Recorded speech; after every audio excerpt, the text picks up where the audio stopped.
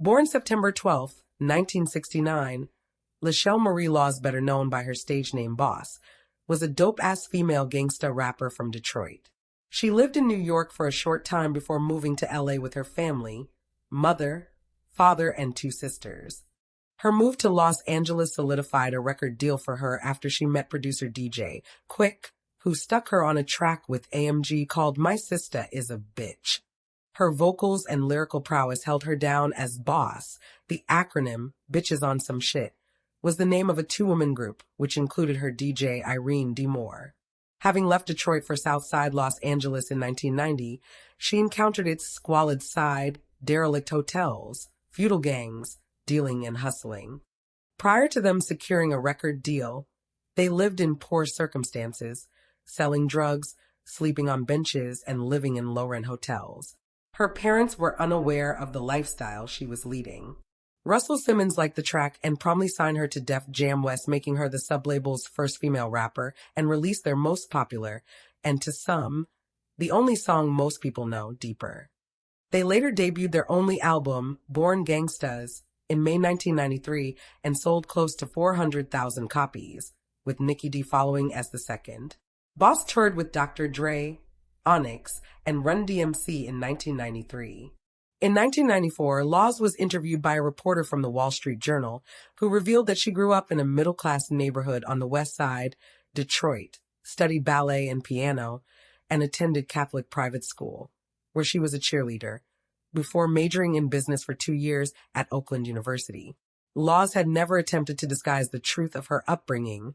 The intro of her 1993 album Born Gangstas, Intro, A Call from Mom, has her mother Lily describe her as a young lady who was brought up through Catholic school for 12 years, and dance schools, tap dance, jazz, piano lessons, and all of that.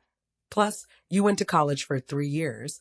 She pokes fun at her upbringing using phone messages from her parents in skits on her album, introducing a mixture of unyielding vulgarity and embroidered aggression with a brilliant, self-mocking disclaimer. Def Jeff, who produced the album and suggested the inclusion of her parents, observed, "I can't believe none of the reviews saw the irony of that." No one did. In the mid-90s, Laws relocated to Texas to record songs with Ricardo Royal, aka Coco Buda, a rapper whose work she admired. Laws settled in Houston, where she and Royal entered into a relationship and had a son named Lamar. Laws recorded demos for a second album funded by Def Jam. But when Def Jam rejected the second album demos, there was a struggle to launch a second phase, and Boss was dropped from the label. In the wake of their first album, Laws and Moore stopped working together, with Laws noting, "We couldn't work together anymore, but we were still cool." Laws took this development in stride, noting, "I was used to that kind of shit. I thought I was good enough to get another deal. But I just chilled in Texas. Then I got sick." Still performing shows despite waning popularity in light of her lack of new releases, Laws moved to Dallas with Royal, where she took a job as co-host of a nightly hip-hop show on KKDFM, where she stayed for 5 years, recalling in 2004 that was a bomb job. By 1999, she was suffering kidney failure. She and Royal amicably split up, and she went to live with her parents, undergoing dialysis for 3.5 years, experiencing every complication that you have with bad kidneys, and given a poor prognosis. At times of comparatively better health, Laws recorded with Def Jeff, who praised her dedication, lack of self-pity, and resolve in the face of her health problems. In interviews, she had long described periods of ill health, saying her kidney troubles had started when she was living between homes. "I didn't get a chance to recover from sleeping on benches and concrete," she told Detroit Metro Times. Despite living for several years on dialysis and receiving a kidney transplant, she continued to rap, recording with artists including Crazy Bone on Rollin' Up Some M.O. It was said that she had four with her in the studio, and it didn't matter who was there. In 2004, she released a mixtape titled The $6 Million Mixtape, produced by Def Jeff. Laws observed of her more recent work, "It's still hardcore, it's me.